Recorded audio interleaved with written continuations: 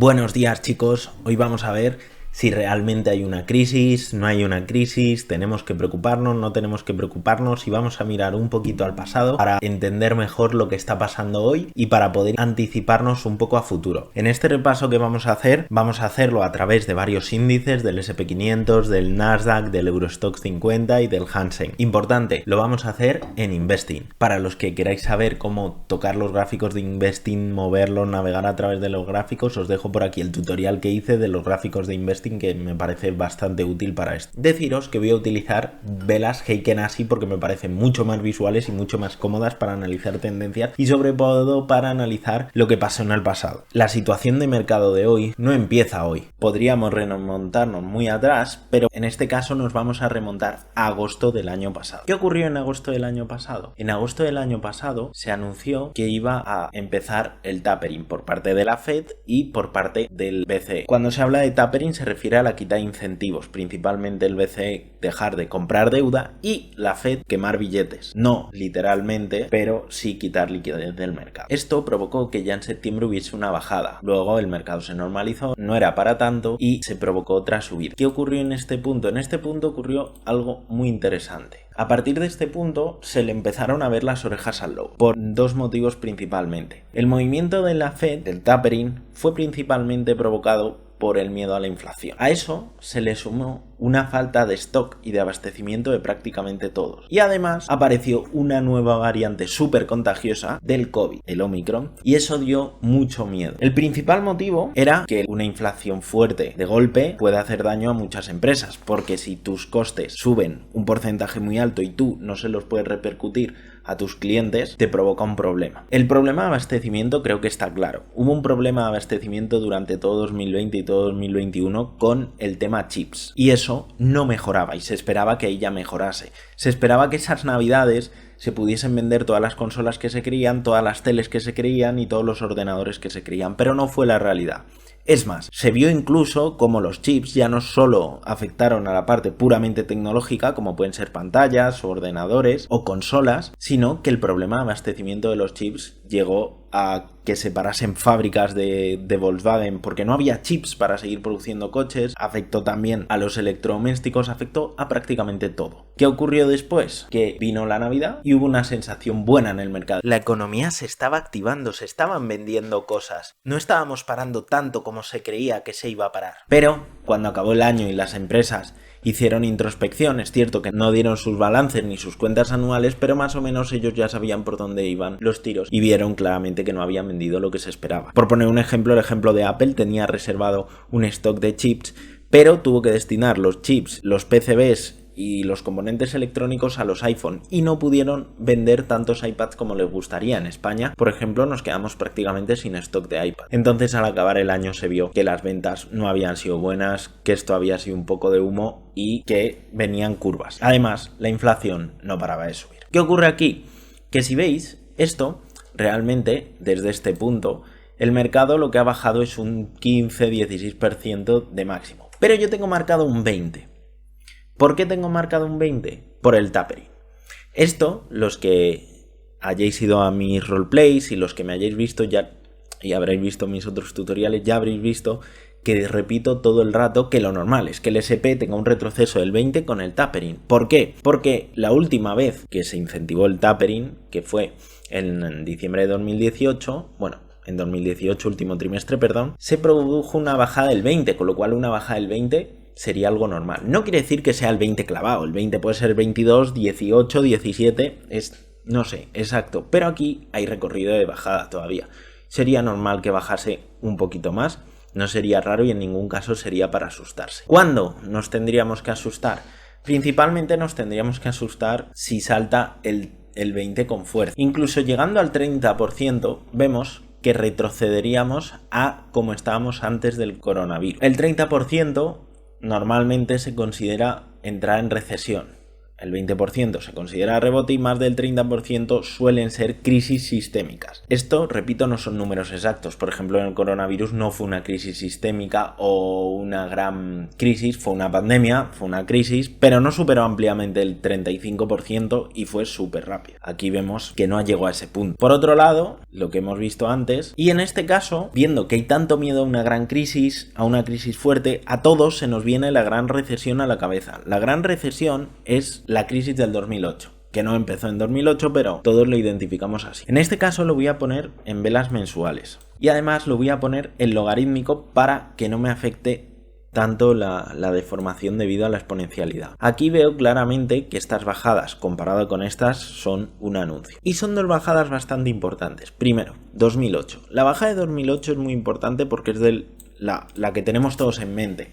Al final, el S&P en este caso bajó casi un 60%, lo que es una barbaridad, y tardó en recuperarse bastante tiempo. Fue una crisis durita. ¿Cuánto tardó en recuperarse? Pues concretamente 65 barras de mes, o sea, 65 meses, que son unos 5 años. En este caso, el índice sufrió. El otro caso en el que sufrió 80 meses, en la crisis de los .com, como que ya lo vemos más lejanos, fue en el 2000, sí que es importante decir que generalmente cuando la bajada es más lenta, luego la recuperación es más lenta y cuando la bajada es más rápida, la recuperación es más rápida. Generalmente, esto suele ocurrir. ¿Es 100% seguro que va a ocurrir siempre así? No. Pero generalmente sí, porque la volatilidad afecta al mercado tanto para subir como para bajar. De hecho, en el coronavirus la bajada fue súper rápida y la subida fue otra vez súper rápida. Últimamente nos hemos metido en mercados bastante rápidos, la verdad. En estos mercados tan rápidos, las recuperaciones generalmente se han producido muy rápidos. Que bajase durante el coronavirus un 35% en un mes es algo, mes y pico, es algo que prácticamente no se había visto nunca o no se había visto desde hacía muchos años. Si repasamos la crisis del 2008 fue un fallo sistémico. El sistema económico se resquebrajó por dentro. El sistema económico que había hasta ese momento y el modelo económico que se estaba llevando hubo que cambiarlo. Porque entró en crisis, entró en quiebra y eso provocó una de las mayores crisis que se recuerda. Sobre todo muy continuada en el tiempo. Pero antes de eso vino la crisis de las .com. La crisis de las .com se produjo por una gran burbuja. Esa burbuja fue principalmente debido a que se empezaron a crear empresas que crecían rápido, que se metían rápido en bolsa y que la gente las compraba por el valor que tenían a futuro. Pero eran empresas que no tenían beneficios, que no ganaban, que realmente lo que se estaba comprando era una proyección futura y muchas de esas empresas no valía lo que se estaba pagando por ellas. Y esto es muy importante porque eso es algo que hoy se está repitiendo en parte. En este índice no lo vemos tanto, pero cuando veamos el Nasdaq vamos a ver por qué digo esto y por qué hay que prestar atención. En el S&P, muy importante quedarnos con lo que hemos dicho. ¿Podemos entrar en recesión más adelante? Puede ser y probablemente sea en parte por esto. No hay que olvidar que gran parte de las empresas gigantes del mundo son empresas tecnológicas. Hoy en día, las empresas más grandes probablemente sean Microsoft, Amazon, Apple y son empresas puramente tecnológicas. Por ello, vamos a analizar en concreto el Nasdaq. El Nasdaq es un índice puramente tecnológico, estadounidense y tecnológico. Si yo me voy a día de hoy, lo que veo es que ha tenido una bajada un 24. Es mucho más volátil que el S&P, también es mucho más rentable y por tanto es normal que baje más. Sería muy normal que el Nasdaq bajase un 30%. Además, la parte de los chips le está afectando mucho más. Y le está afectando por algo que ya vimos en la crisis de las .com. Si os acordáis, hace un momento he dicho que el problema de las crisis de las .com es que se vendieron empresas a precios que realmente no tenían, empresas que no generaban beneficios. ¿Qué se está viendo hoy en día? Se está viendo muchas empresas que no generan beneficios, tipo Netflix, tipo Tesla, y que tienen unos crecimientos brutales en bolsa. ¿Qué problema tienen esas empresas? Pues que cuando vienen mal dadas, si queréis, en otro vídeo entro más en detalle en mirar ese tipo de empresas, pero cuando vienen mal dadas no tienen beneficios, con lo cual entran en pérdidas, con lo cual tienen desplomes de las acciones. Por eso, antes de dar la noticia que dio el otro día Netflix de la pérdida de abonados, ya había perdido un 50% y después perdió otro 30%, pero ya había perdido un 50%. Las acciones de Netflix llegaron a estar en $700 aquí y están actualmente en unos 200. Es una barbaridad. Y es uno de esos ejemplos. Aparte de que, bueno, tiene otros matices. ¿Qué ocurre? Que esa situación de tantas empresas grandes como Tesla, como Uber, que no dan beneficios, recuerda un poco a la crisis de las .com. Y la crisis de las .com fue menor que la crisis del 2008 para el S&P. Pero si lo vemos puramente en el Nasdaq, la crisis del 2008 fue un 54, es una buena caída, pero la crisis de las .com fue un 83. Con lo cual es peligroso. Es bastante peligroso este tipo de acciones. Esto no es una recomendación, simplemente es que sepáis. En nuestro caso, generalmente elegimos un fondo tecnológico, pero el fondo tecnológico no invierte en todas las acciones del Nasdaq, que eso es algo que puede ser un poco riesgoso, por lo que digo, hay muchas acciones de esas que no tienen beneficios. Lo que hace es invertir en una selección de acciones y nosotros el que hemos seleccionado es uno muy pensado para que no caiga mucho en ese tipo de empresas que no generan beneficios, que a mí personalmente no me gustan demasiado. Es cierto que pueden dar mucha rentabilidad, pero la volatilidad es brutal. Si alguien quiere ver de qué hablo y por qué digo esto, puede consultar a RKK, aunque ya digo que probablemente haga un vídeo al respecto. El siguiente índice interesante es el Eurostoxx. Aquí hemos visto un índice alcista, eminentemente alcista. El S&P es alcista también. El Eurostoxx ya no es un índice alcista. Aquí no veo todo el histórico, pero si lo pongo en mensual, que ya me aparece todo el histórico, veo que el máximo que me aparece es en 2007. Y si pudiese ir más atrás, vería que el máximo que me aparece es en el año 2000. Realmente no es un índice que tenga una tendencia alcista, como sí podemos verla en el Nasdaq. Por ejemplo, en el Nasdaq, si yo pongo mensual, yo veo que es un índice con una tendencia alcista, y porque lo he puesto en logarítmico. Esto es sin logarítmico. En cambio, en el Eurostoxx, que lo ponga logarítmico, no lo ponga logarítmico, no cambia mucho la vida. Cuando no cambia mucho el gráfico de ponerlo en logarítmico a no ponerlo, claramente es que no es un índice muy exponencial. Sobre todo a largo plazo